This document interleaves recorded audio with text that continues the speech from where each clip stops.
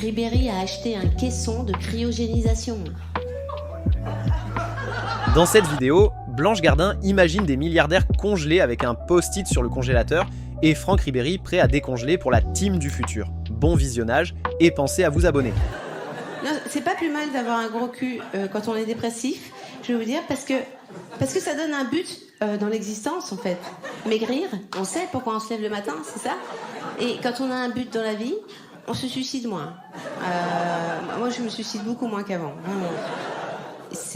Alors bon, c'est aussi à cause de tout ce qui se passe aussi depuis quelques années là, le djihadisme, Pray for Paris, Pray for toutes les capitales où ça se passe. Là, je suis un peu paumée moi spirituellement, c'est vrai. Et du coup, je me dis, le suicide, c'est risqué peut-être un peu.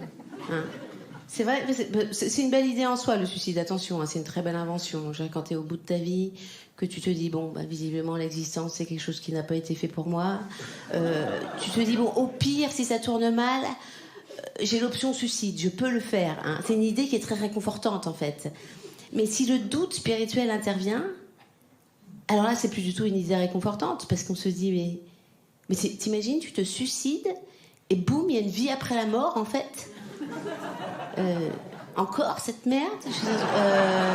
Non, c'était pas le projet en fait. Hein. En fait, t'as intérêt d'aimer la vie si tu te suicides en fait, parce que c'est peut-être pour toujours que tu te la cognes après. Moi j'ai très peur de la vie éternelle. À cause de ça, et en plus ils sont tous dessus là. Ça y est, c'est le projet. Ils sont tous dessus. Ils veulent supprimer la mort. Hein. Pour de vrai, c'est une vraie information. Google investit des milliards de dollars dans la recherche contre la mort. Hein. Mark Zuckerberg, notre père à tous, investit une grande partie de sa fortune dans la recherche pour la vie éternelle.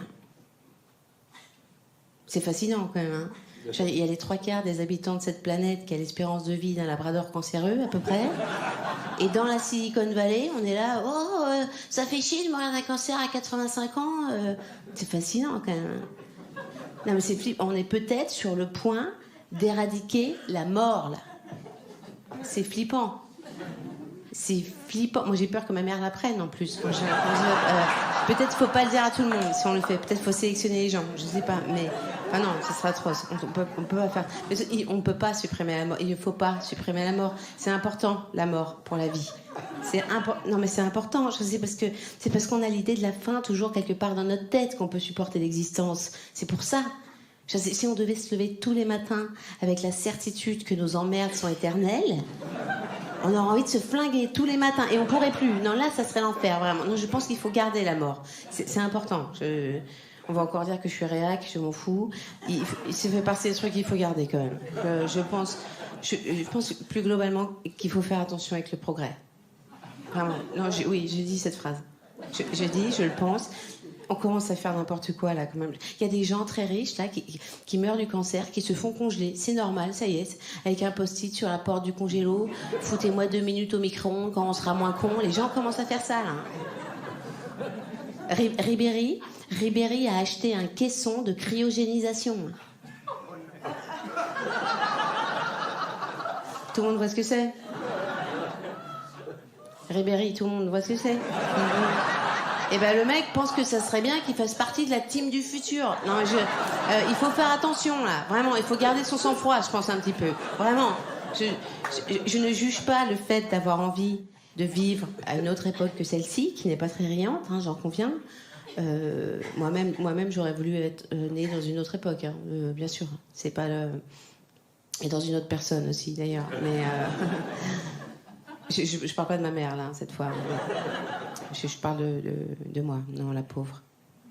Je vais défoncer la chatte et après je vais gâcher sa vie. Non, je parle de moi. J'aurais voulu naître dans une autre personne que moi, c'est ça. Moi, si j'avais eu le choix, j'aurais voulu naître dans Leonardo DiCaprio. Ça m'aurait plu, vraiment. Être un artiste comme ça, avec des vraies convictions écolo, et baiser des putes sur des yachts, ça m'aurait plu. Ça m'aurait beaucoup plu. Et en plus, ça aurait été logique parce que Leonardo DiCaprio, c'est l'anagramme de Blanche Gardin. Donc il y avait un truc. Ah non, pas du tout. Non. Il manque, il manque pas mal de lettres. C'est dur les anagrammes. Hein. Je passe beaucoup de temps à faire des. Par contre, carpe diem, c'est l'anagramme de ça déprime. Ça, vous pouvez me croire sur parole, j'ai fait le calcul, ça marche. Carpe diem. C'est la mode, hein. Carpe diem, il faut profiter, il faut profiter. C'est pas très bon signe, c'est parce que... Moi j'ai essayé de profiter du moment présent, de cueillir dès aujourd'hui les roses de la vie, tout ça. Mais quand il se passe rien, c'est compliqué. En fait. Moi, il ne se passe plus rien dans ma vie. Ma vie privée est un désert événementiel. Vraiment, il ne se passe plus... Moi, j'ai 40 ans, je suis célibataire depuis 4 ans maintenant. Il ne se passe plus rien dans ma vie. Mais les années passent, il ne se passe plus rien de nouveau. Il n'y a plus jamais... Si je mets des colliers, ça c'est nouveau. Voilà, ça c'est la nouveauté, 2017. Je mets des colliers. Oui, je mets les colliers. Je me dis, quitte à pas me faire baiser, autant ressembler à une femme de lettres. Voilà. Au moins, tu ressembles à quelque chose.